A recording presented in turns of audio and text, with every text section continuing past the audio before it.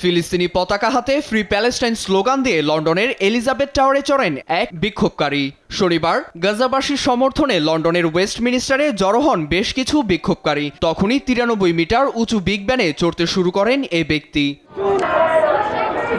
বার্তা সংস্থা রয়টার্স জানায়, বিগ ব্যান খ্যাত স্থাপনাটিতে চড়তে গিয়ে তার পা দিয়ে রক্ত ঝরতে থাকে, তবুও থামেননি তিনি। তার এমন কাণ্ড আতঙ্ক সৃষ্টি করে নিচে থাকা বিক্ষোভকারীদের মধ্যে।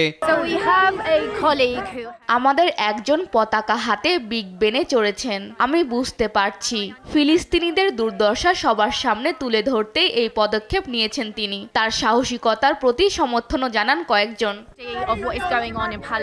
তার সাহসিকতার প্রতি সমর্থনও জানান কয়েকজন।